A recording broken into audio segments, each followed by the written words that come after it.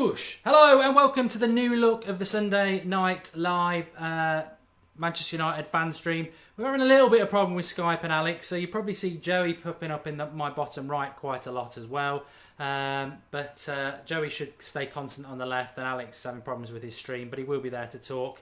It is Alex, it's very blurred, but lots to talk about tonight. I mean, if you were watching the live reaction or the watch along earlier, it was painful. It wasn't that surprising, I don't think, but Manchester United have obviously lost 3-0 today. I want to get into a few things that I'd sort of set up before the show. I was hoping for a better result, but the reality is we've lost.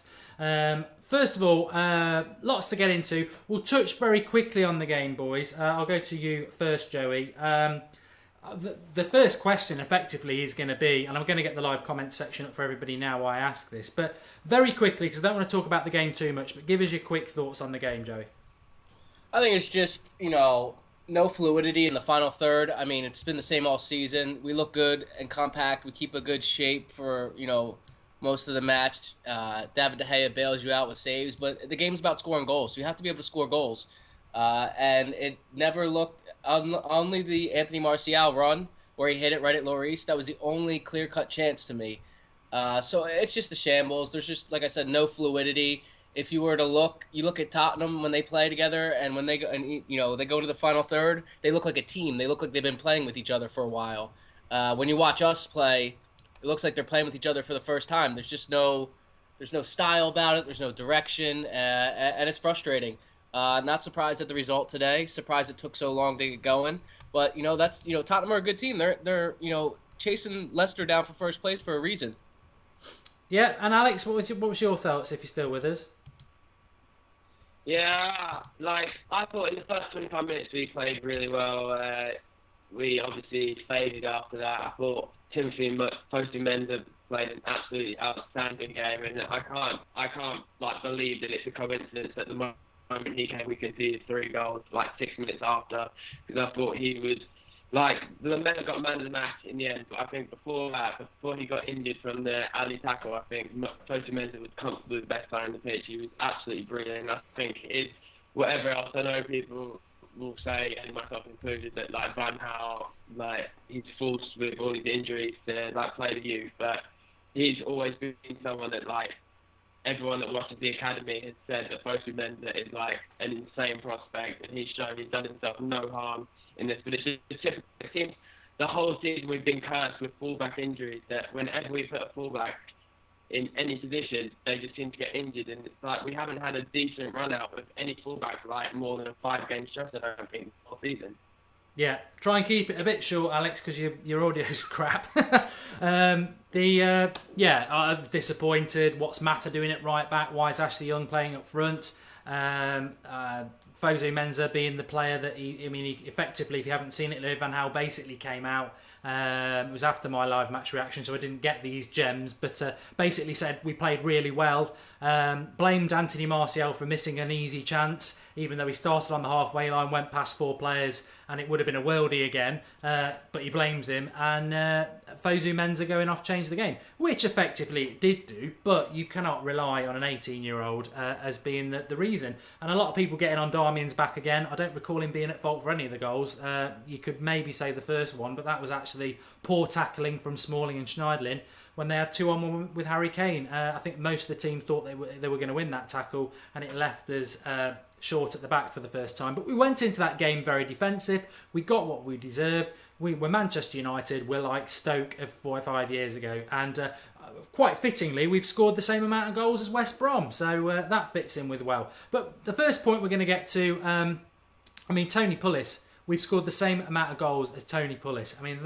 We are the new Stoke. But the first question I want to touch on, and I think it's going up on Twitter now, was would you sacrifice top 4 to get rid of Louis van Gaal? We did it in the week on Twitter. A lot of people were like, no, I want top 4, which means keeping Louis van Gaal. I was talking to Martin before the watch along live earlier. I said quite happily I would definitely sacrifice top 4 because I don't think being in the top 4 means anything next season if Louis van Gaal's in charge. It'll be another embarrassment. It'll be another season scraping top 4 if we're lucky. I think being out of top 4, getting Marino in, we'll challenge for the title next year. So I would definitely sacrifice top 4. But interesting, before I come to you, Joey, is the fact that we've played 32 games at Manchester United this season.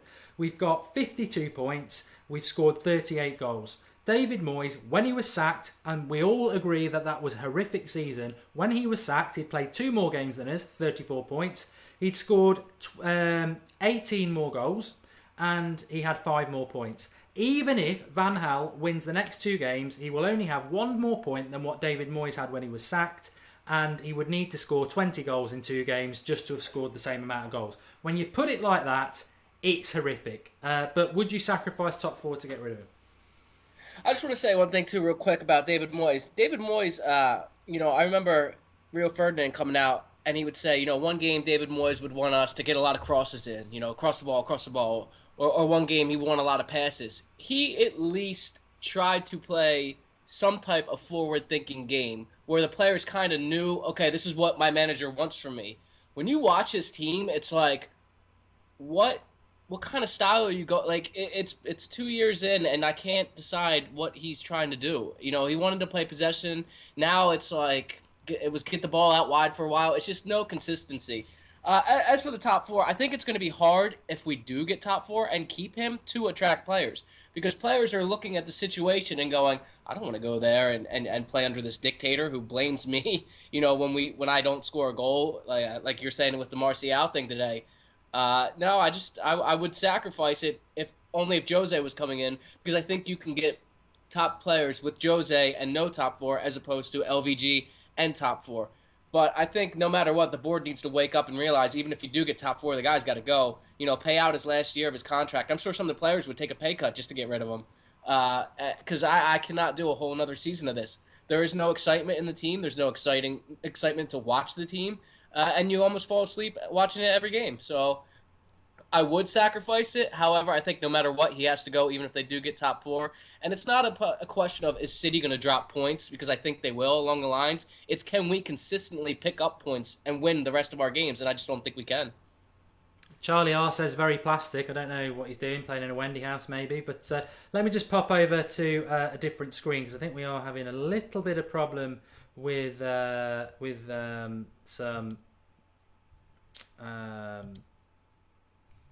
some of my right, okay.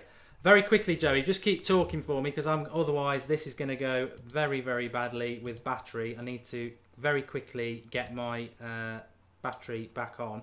Can you just talk for a moment? Is that all right? Yeah, I got you. Is Alex still with us? Yeah, can you hear me? Yeah, so I guess bring the question on to you next. Same question he asked me. You basically said, well, I was going to say, I was listening to Red Devil Chronicle earlier, like I was just while I was doing it here at home, and they actually mentioned a comment that I tweeted to them on their post a couple of weeks ago, and I completely forgot about it, but you brought it up and said, I think that they did a poll saying, what would you rather do, get Champions League football and keep Gaal, or lose Champions League football and get rid of him and get Jose Mourinho. And something 80% of people said that they'd rather not get Champions League and get Jose Mourinho. And that I put the question there, and that exactly what I said, that I think Jose Mourinho without Champions League football can guarantee us better players than Van Gaal with this football. Because he made comments, I think it was yesterday or the day before. They're like, oh yeah, he said about Zlatan, like, oh yeah, if you see him, cut out a load of the old players, and that Zlatan, I think he might be a bit too old for us and all this. But then he said that, with the money that Man United can pay and the size of the club, that will always go and attract a big, which could be true, but I think that we will be able to attract big players as a club, but players on the place of Gaal himself, because Di Maria, one of the most creative players in the absolutely destroyed him. Massa at Chelsea was an absolutely unbelievable player, and he just looks like a complete shell of a player under Van Gaal. He just absolutely ruins players, and he's playing Massa on the right and playing Jesse Lingard, who he's a local player, and he has done a good job this season. Well, so job anyway.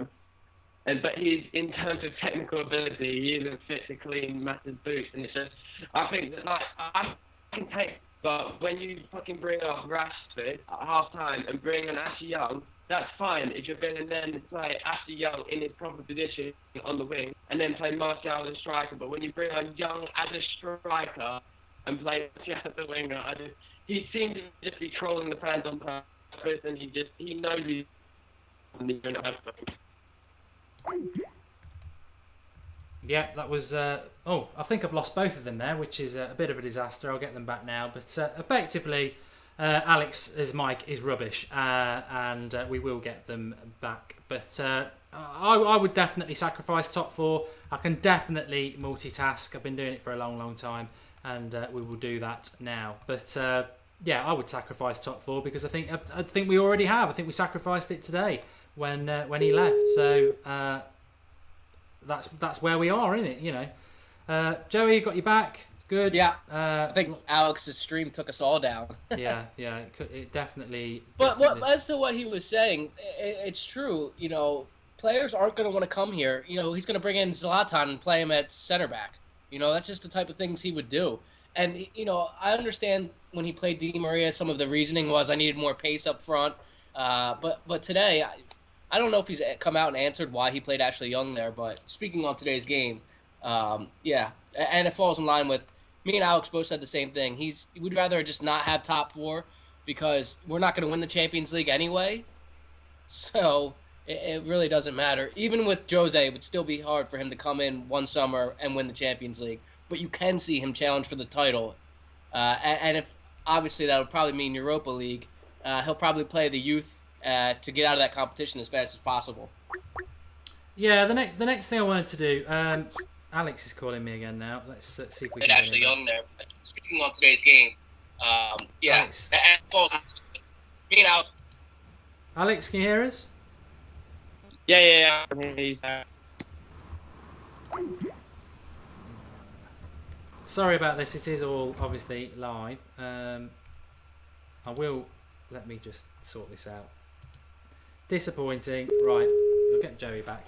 The next thing I want to discuss is boycotting Old Trafford. I'm just going to leave Alex out of this, I think, from now on, Joey. I think that's the smartest thing to do. Because it's a bad stream and we don't want bad quality on the United Stand, obviously. So, Alex, I'm sorry. We'll cut it there. But the next thing I want to talk about is boycotting Old Trafford. We've got a lot to get through. The board, I want to discuss about them. And how long this is going to last under Lou Van Gaal, actually, which would probably fit in better now. A few people were saying on the live comments that, and we've got to touch on West Ham as well, Lou Van Gaal's got to be sacked tomorrow or otherwise we're finished. He's not, unless I'm totally wrong, Joe, he's not being sacked tomorrow. Why would he be sacked tomorrow? Christmas he should have been sacked. Why would he be sacked tomorrow? We're 4 points off Manchester City. We've lost top four. I know we've lost top four. I'm sure everybody else does. We've lost top four. But Manchester United board have stuck by him. This would be a stupid time to sack him because we all know that if he doesn't get top four, he's cheaper to sack. Why would you sack him tomorrow when top four is still possible? Now we're going to wait until we're definitely going to wait until top four's gone. So I personally, I'll put the question to you, Joe, when you think he will go, if he's going to go. No way tomorrow, as far as I'm concerned. No way Wednesday if we get locked out of the cup. I think we're looking earliest situation, possibly Leicester at home, by which stage I think they'll just say see the season out. To be honest, I agree. They're not going to sack him tomorrow. They would have sacked him in December. There was a bad run in January. There's been a bad period every month where you think he could be sacked. The only reason they would sack him tomorrow would be, all right, Giggs, here you go. Here's the reins. See what you can do. Let's see what you got. But I remember talking with you about a month ago when we said they should have did that then. That, what is there, 5 games left in the season, 6 games left? That, to me, isn't enough to judge. You could have gave him a month and a half, gave him the FA Cup to try and win, and say, if you can get top 4 and, you show us what you got, that'd been a better, experiment rather than doing it tomorrow, there's no way in hell he's getting sacked tomorrow. But I think the first Monday after the, last game of the season, he will be sacked, and rightfully so. Top 4 is gone, in my opinion, because you got Leicester, very, very tough team to play. The Vardy pace up front is just, and can you imagine Mahrez on Rojo? That would be, I'd be licking my chops if I was Mahrez. And then there's you got to win West Ham away. That's another one. You have to win out, and it's just too little too late. You kind of shot yourselves in the foot. But the thing is, you look at that run over December, and we should be in the top 4 comfortably. but we're not. And ifs and buts and Well, all that good Mexican stuff. car wash is. I mean, I must get involved. I'm sorry, I have been Yeah. ignoring the live comments box because you are now part of the show with us. So people who are watching this video, I'm sure, are reading that while we're talking, which is the whole point.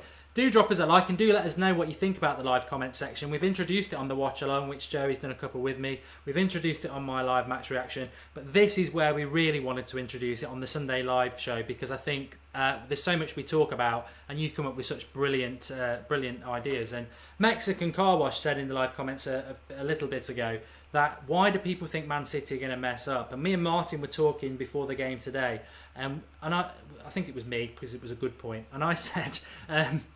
Man City, a lot of people are like, oh, West Brom went 1-0 up. West Brom are going to beat Man City.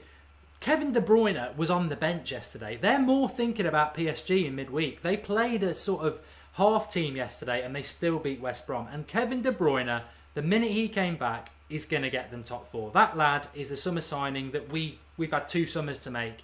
I'm not saying De Bruyne, I'm saying that sort of signing. And we've got it. We've not done it twice. We've tried... Memphis, Di Maria, Rooney, Mata, Robin Van Persie, add some more people to my list.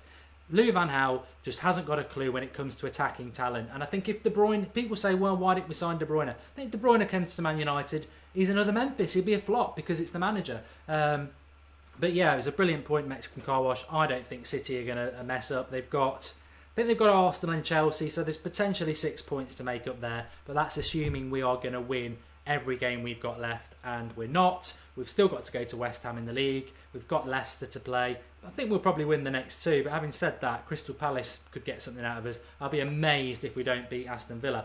But my next point, Joey, was going to be the season ticket thing. It was a bit last week. It's still very relevant. There's a few people think if Van Gaal gets top 4, he was going to stay. He's not going to get top 4, so I think it's irrelevant, which is why we were talking about the sacrifice thing. But the renewals for season tickets has gone out from the club, and we know there's a waiting list for season tickets, and some season ticket holders contacted us this week and basically said, I'm not renewing when the club basically may well have Louis van Gaal next year. They've said it's been the worst football they've ever seen. Why would they renew? But if they don't renew, they run the risk of losing their season ticket for next season. Do you think fans are right to not renew on the basis that Louis van Gaal is still at the club? Yeah, I do. I don't know everybody's financial situation, but it's tough. It's a luxury to be able to go to these games, and then you have to think about all the money that's spent on concession and travel and things like that. So I can understand their thinking of, well, why am I going to renew my ticket if I have to come here and basically, I'm paying you to rent a seat so I can take a nap, because that's what his football does. It puts you to sleep. So I think the fans have every right to be mad. I mean, it is their money. We spend money on the shirts, on the merchandise, but I just don't see any way that he stays. I mean, we're both in agreement completely that top 4 is probably gone 100%. That's a big hit on the sponsorship money, and you don't start getting the Glazers' attention until you start messing with their money. So on the basis of that, the finances and the income, he's gone. It's absolutely no chance he's here next season. I'm just looking at the live comment section there to see what people think about it.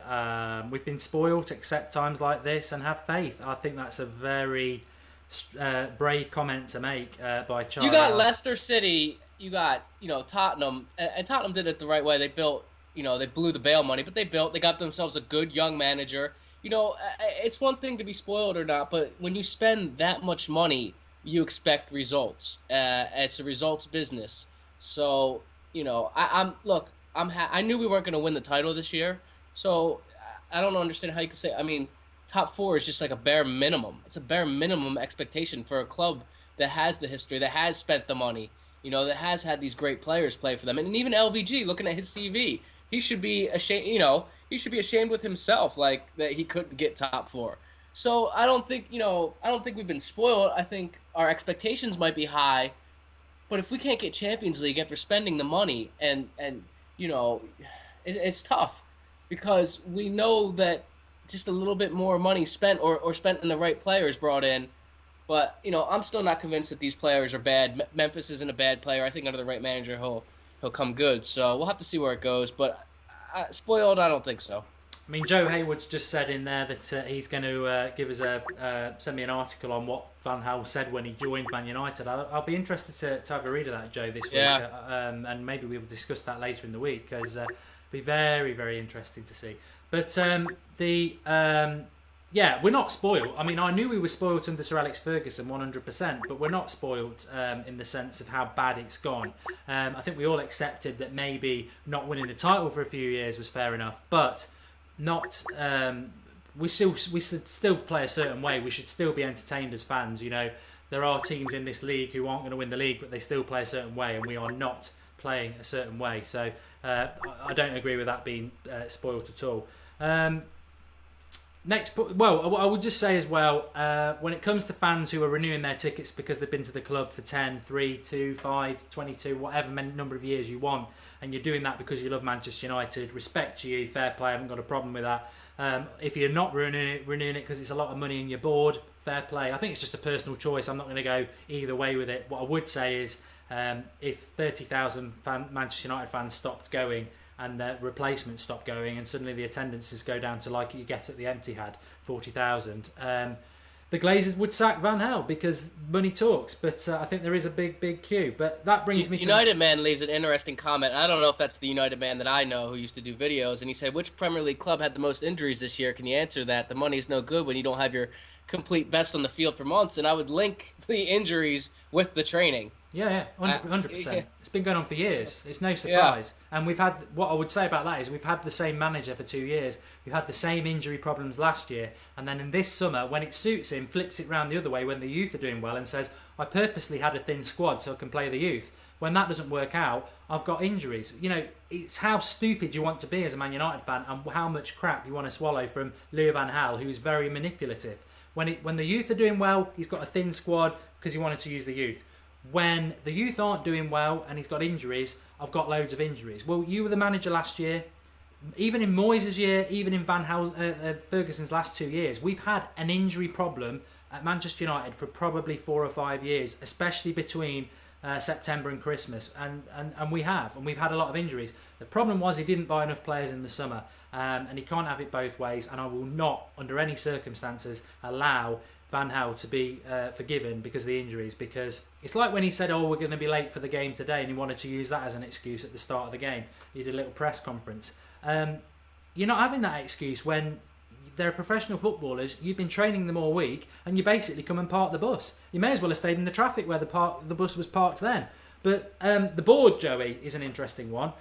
Some people want to say it's the board's fault, they should be sacked. The board's not going to get sacked because that's not how it works. But how much do you blame the board? Because I'm going to probably be a little bit different than I was 2 months ago and say, you know what, I don't really blame the board at all. They've employed Louis van Gaal, who they probably expected a lot more for. They didn't expect Louis van Gaal to be playing Ashley Young up front, not playing Herrera, putting Mata at right back. You know, I could manage Manchester United better than Van Gaal at the moment. You could, so could everybody who's watching this, because his tactics and his selections are just baffling, and they have been all season, and it's negative football. I don't think, to be fair, the board ever expected it to be this bad. No, and I think you look at certain board members, you know, Sir Alex Ferguson, Dave Gill are on that board, and, you know, they're stuck, you know, in a, you know, almost retro style of football. Football has changed massively over the last couple of years. You know, it's all about what have you done lately. You know, managers aren't going to get that time. You can't afford to have that time, because then you start, you know, then you're Liverpool, you know, once you're not in the Champions League for a few years, and revenues start to dry up. And, you know, fans are fickle. Fans change clubs all the time. But I look at the board and I feel like, you know, it's obviously split, because you look at the papers one week, you know, the board wants them out. Sometimes, the board doesn't. You know, there was that whole soap opera with, you know, Sir Alex Ferguson telling the, you know, ex-players to batter him in the media and then don't, and everything. But I think the one person that has to take the most blame is Ed Woodward. Ed Woodward, you know, hired LVG. LVG is his guy. You know, LVG came in on, with Ed Woodward, the Glazers, he's one of them, so they'll go with whatever Ed Woodward says. So, yeah, for me, he has to be the one to blame, because he could have made the decision in December to sack him. And what's the board going to do? It's his call, right? I'm almost certain it's 100% his call. So he could have done this in December, and we could have salvaged the season. But instead, you wasted a whole year. You wasted a year on contracts, on money, on everything. So yeah, I mean, the board needs to come together and make a decision. Unless they've already made their decision, it's tough. It's tough because it's English journalism is so much different than American journalism. In American journalism, our sports news. If you come out and say some stuff that turns out to be rubbish, you're never heard from again. In England, it seems that you can make up a story one day and be the best journalist in England, and that story's not true. So it's hard to gauge what's correct coming out of Old Trafford. But for me, Ed Woodward is the main blame. I guess that's what I was trying to get at. Yeah. Well, I've said it for a long time that actually Van Gaal was a decent manager 20 years ago, but if you look at the last 5 years before he came to Man United, this is the football you were going to get. It was boring for Holland, it was boring for AZ Alkmaar, and Bayern Munich sacked him because it was boring. It's no surprise, and it's really sad that people like Woodward and whoever was involved in the decision making couldn't be bothered to do a little bit of homework about the way this manager plays. Woodward is the decision maker. I think David Gill said that in January. Somebody else said it this week, that the big decision makers are the two of the Glazer brothers and Woodward. Doesn't fill you with massive confidence because they're not football people. I think Woodward will redeem himself if he gets rid of Van Gaal and brings Mourinho in. I think, I really do think he will. And a director of football is very, very important as well. But my question is too: when we sacked Moyes, how many people were interviewed for the job? I don't recall anyone being interviewed. Normally when you have a position like this, it's probably and should be one of the most sought after positions in the entire world. You interview more than one candidate. We see, I don't mean to bring up American sports, but they might have their guy and that's who they want, but they still interview other people to see their ideas and see what they can offer. So I think it was a mistake not to hire him. However, I think he was brought in because he was ruthless and the squad needed an overhaul, needed some tweaking, but it just didn't work out the way Ed Woodward had wanted it to add up. And there's talk of if he does stay, they're only going to give him $80 million. Well, you need a lot more than $80 million to turn this around. Yeah, from what I remember, Van Gaal, Spurs, you must be ecstatic because Spurs definitely wanted Van Gaal. And I think we moved quick to get him because Spurs wanted him. We sacked Moyes, and I think Van Gaal was sorted more or less straight away. It was a bad decision. I've never been impressed by any Van Gaal side that we've played in about 25 years at Manchester United. The Barcelona side in '99 was decent, but that's a long, long time ago. It was a bad appointment, and it's not my job as a fan to, I was excited when we got him because I thought, well, maybe you've got to manage a certain way in the Premier League. You've got to manage a certain way. We were saying this on the watch along earlier with Martin that how many times do we beat teams more than 1 or 2-0? Very rare. How many times the Premier League teams score against you? West Brom, Sunderland, doesn't matter how bad they are, they will score against you. Over the course of a season, if you want to be successful, like Liverpool have done today, even though they're not a great team, they've beat somebody 4-1. You've got to be able to beat teams like that 5 or 6 times a season at least. We never do it because his approach to a game from a tactical point of view is to stop the opposition scoring and to nick 1 or 2 goals ourselves. From an attacking sense today, we said it very early on. We were only going to score a goal if it was going to be a mistake by Spurs, a penalty, a free kick on the edge of the box, or an individual bit of brilliance from somebody like Martial or Rashford. And lo and behold, the best chance we had was individual brilliance from Martial. And that was the only chance we had. And the whole game is defence. I don't know what you think about our defence, Jay, because I was having a pop at them today. As in the first half, there was a few people on Twitter saying, Blind and Smalling have got Harry Kane in his pocket. And it really annoyed me because it's the same as Lukaku last week. They haven't got him in his pocket. This isn't Vidic and Rio Ferdinand, who are basically the last 2 defenders while the whole team attacks. That's proper defending. Smalling and Blind all season have got a fullback, 2 fullbacks and 2 defensive midfielders stood in front of them. If you're a defender, it's a far easier job. Manchester United historically get midfielders going into the box, they get fullbacks pushing on, and if you're the 2 centre-backs, you're the 2 centre-backs, and a lot of the time you'll end up 2-on-2, 1-on-1. That's proper defending. We don't play that sort of defensive setup because we play very defensive and we're very hard to break down. We didn't have Harry Kane in his pocket today. We just played very defensive and had about 4 players around him. And in the end, Harry Kane won the battle. I think you just summed up everyone who's ever played Sunday League or a pickup game and is a center back, because normally you get those holding midfielders in there and they end up as number 10s about 20 minutes into the game. And I think you're right. You look at the season. I look today more at Schneiderlin and Carrick providing a very good base for the team, and kind of Smalling and Blind being there just to help out and clean up. You look at the first goal; it was a calamitous error. Blind and Smalling both going for the same ball. Okay, the ball pops out to Eriksson. Darmian can't stop the cross coming in. It gets pushed aside. Where's the left back covering Dele Alli there? But yeah, I agree. I don't think our defense is as good as people think it is. They constantly were saying today. I was watching on NBC.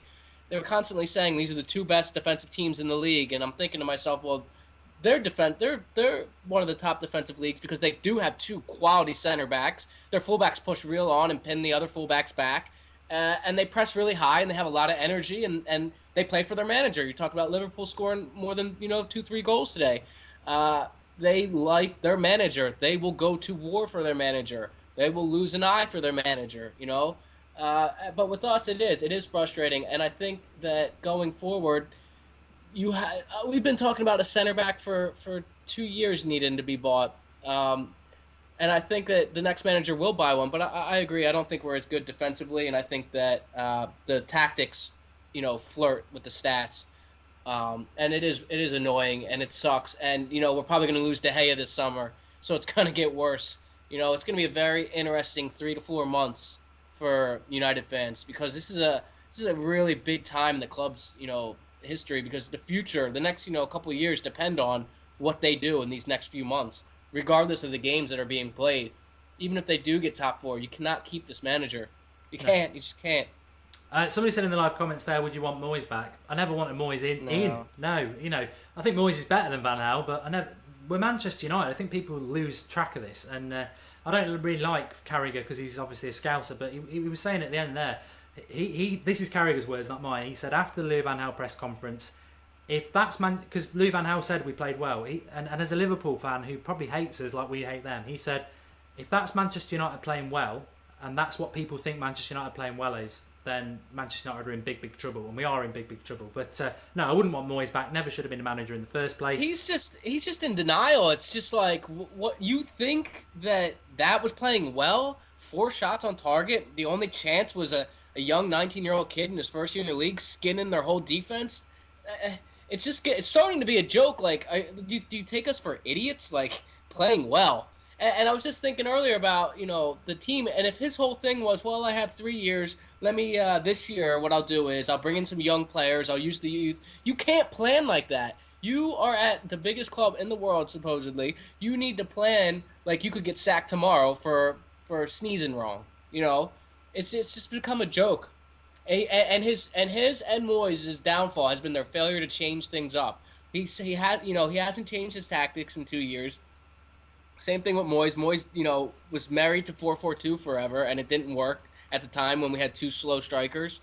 So I just don't understand it. You look at it from an outside perspective, and if I'm doing something at my job and it's not really working, I need to change it up or I'm gone. And that's across all of football too, I will say. I see managers, they're so stubborn, they stick to their philosophy. Well, if it's not working, you're going to be out of a job. Patrick Anderson just said there, if we get Mourinho, we keep De Gea. We do. Very simple. Same agent, George Mendes. We do. So we get Mourinho. Yeah, I could definitely see that, but... there was something else in the comments I wanted to say as well. Mark, do you think we rely on the young players too much? Stuart Marston, that was it. Whether it's Mourinho who comes in or not, I like the youth. I think it's fantastic. But the big problem in the game today was that in an attacking sense, we've got Van Gaal as manager. That's the massive problem. He'll destroy you as an attacker. But also, what's Lingard doing at number 10? Rashford is 18 years of age. Martial, I think, is 19 or 20. And Mata is just a joke on the right wing. I mean, that's our front 4. Kids and somebody out of position who's probably thinking about his blog for tomorrow. I mean, even if we were playing attacking football, it'd be difficult. Why Lingard's playing at number 10 is almost farcical as why Ashley Young's playing up front. And I tell you why Ashley Young was playing up front, because Rashford was told in the first half to run his arse off and pressure the Spurs defence. He was tired, and then it was Ashley Young's job to do that. As number 9, you're a defender in a Louis van Gaal team. You're not an attacker. I mean, Ashley Young as a striker is ridiculous. So what I want to see in the summer is when Marino comes in, I want him to go and sign 3 or 4 top-class players, and then the creme de la creme of the youth will come through because they're good enough. Fosu Mensah today, 18 years of age, you can just tell, injury permitting, he's going to be a top player. Same with Martial, same with Rashford. That's 3 young players in our setup that over the next 5 years could be fantastic. Let's not get greedy. 3 is fantastic. People moaning about Marino saying, oh, he's going to ruin the youth. What about Varela, Borthwick Jackson and Lingard? To be honest, they're probably not Manchester United players of the standard we need anyway. If we can get Rashford and Fosu Mensah and Pereira, hopefully, coming through, 3 is absolutely fantastic. And we need to bring top-class players in. And we need to forget this bloody youth farce, because you cannot name me one player since class of 92 that is a top-class first-team player in 25 years. Don't come to me and say Darren Fletcher, John O'Shea, Wes Brown. I'm talking Manchester United, consistent first-team players. Rashford, Martial, Fosu Mensah, Pereira can be that. And I know we bought Martial. We also bought Pereira and Fosu Mensah. But Rashford as well definitely could be. And there's also no problem with letting the likes of Lingard and Borthwick Jackson fill out your squad. Yeah, they are squad players, yeah. Down the line. But I agree what you're saying. You need top-class players at this level. And you were talking about the Premier League earlier and how you have to score and things like that. In the Premier League, I've noticed, if you make a mistake, the worst teams will capitalize on it.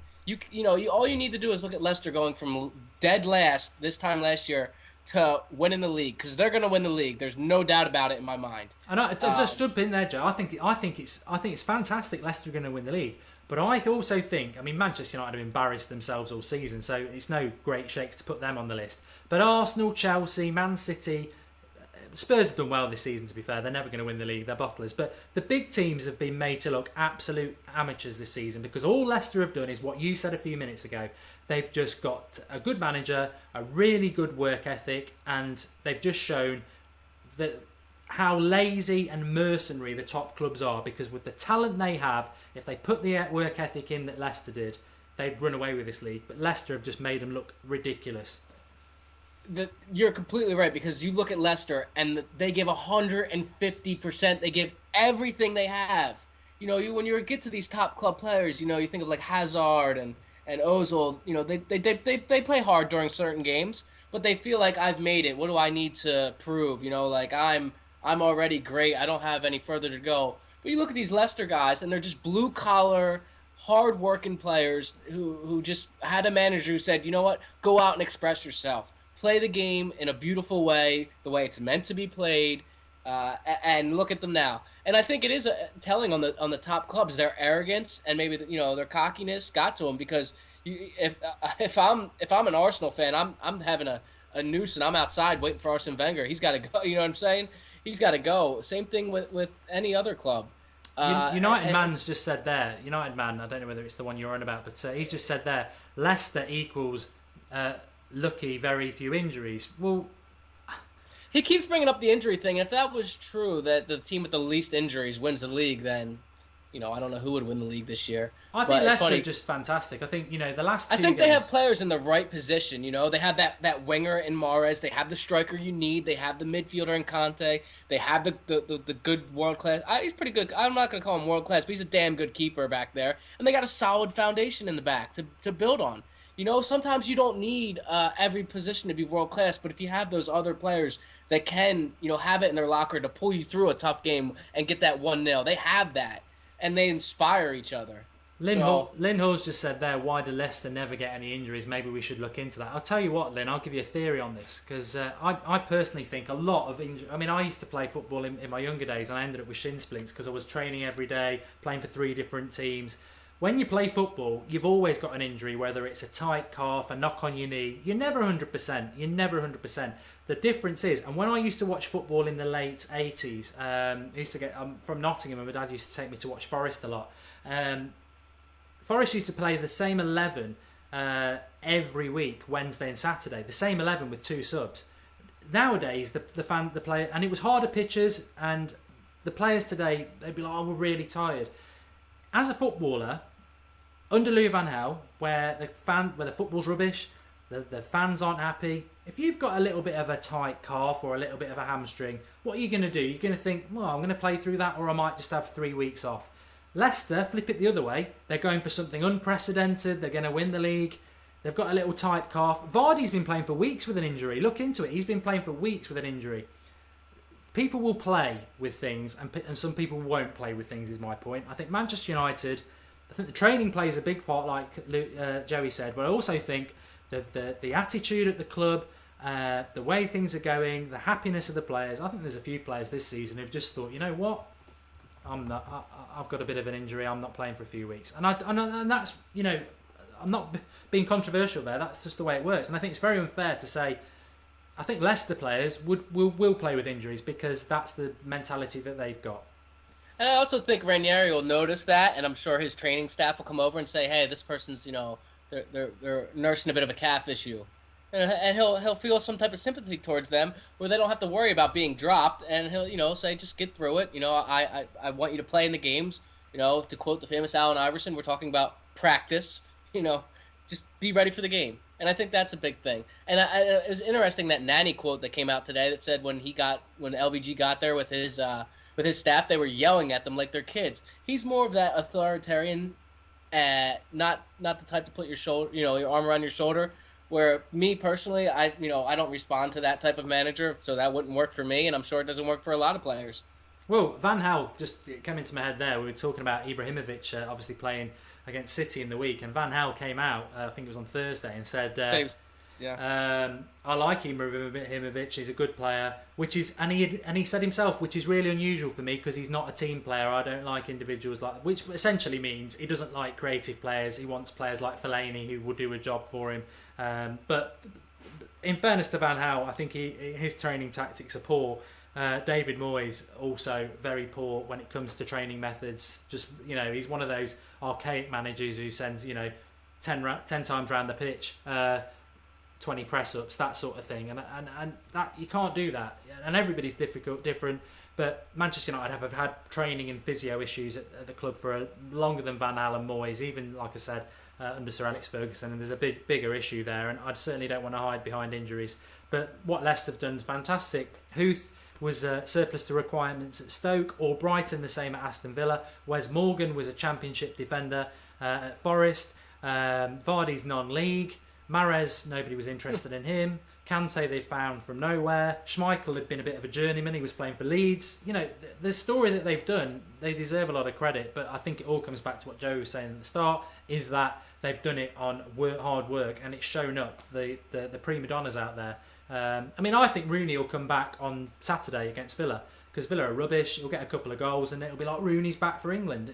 You know, Villa are a poor side. If we don't beat them, then if we don't put them to the sword, then, you know, it's something. And speaking on Rooney, I was just thinking about it.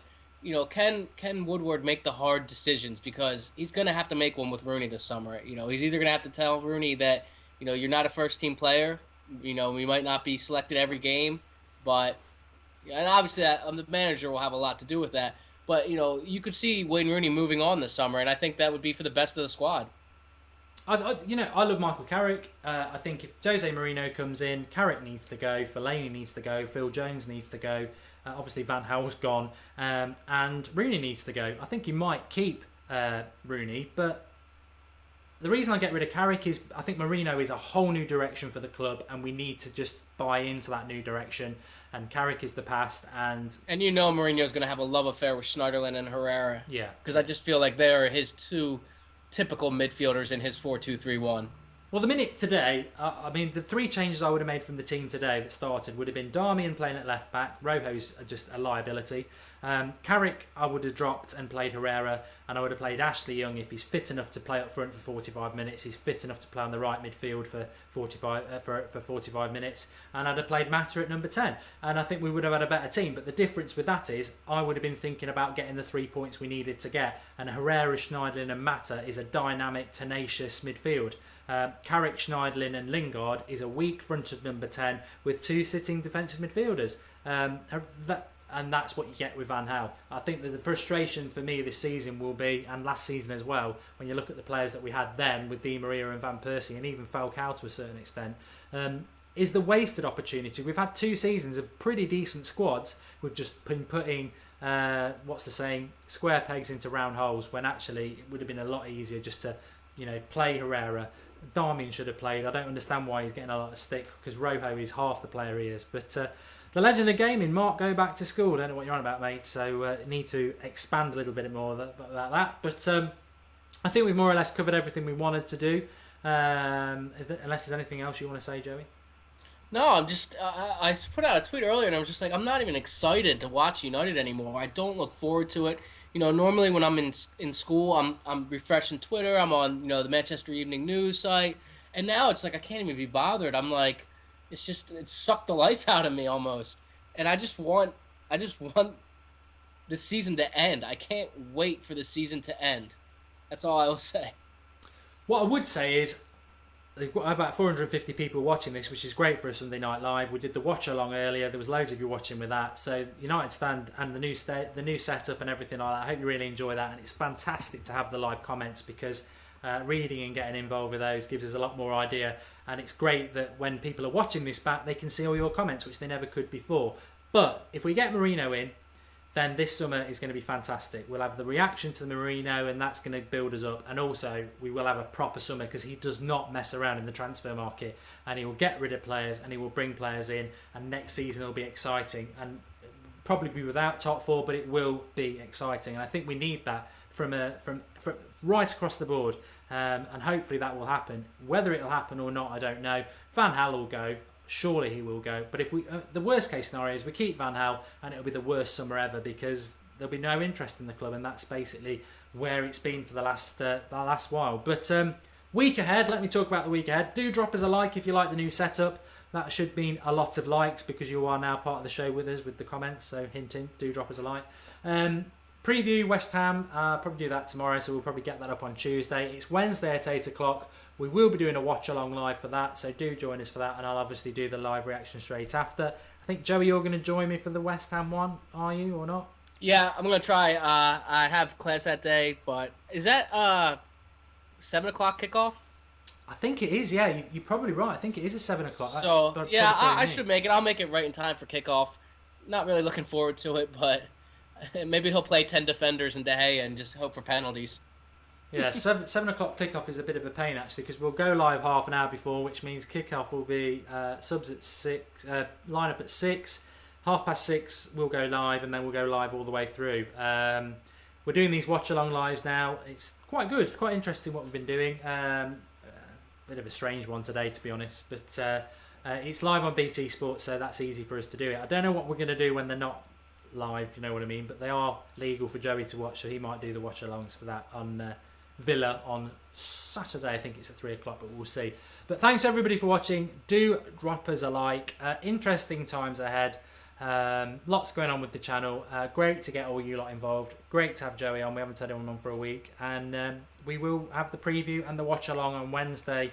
And I'm not confident. I'm not confident on Wednesday. I thought West Ham, from adversity, just showed that even if you get ahead of them, they'll come back. But we'll probably sit back and try and nick a 1-0, because that's all we seem capable of doing. What's your thoughts finally on West Ham, Joey? My thoughts on West Ham are play 10 defenders and go for penalties. No, look, it's going to be tough. They haven't lost there since August in all competitions, I believe. They're a good side. They play for their manager, and you never know what tactics he's going to roll out. You don't, but it's probably going to be defensive. Thanks everybody for watching. We'll speak to you all in the week. Like I say, I'm really enjoying doing this Sunday Live thing now. I think Zara's probably going to start presenting a bit as well. Joey may well do as well but I do like this new setup, and thanks to Drawty for setting it all up. I nearly forgot about him, but yeah, really professional setup. Hopefully going forward, more of you will get involved on the live comments as well, and we'll speak to you soon in the week. Have a good week. Try not to get too negative. We're all in it together as fans. I think we're all on the same page. We just need the club to get on the same page too. Speak to you all later. Thanks for watching.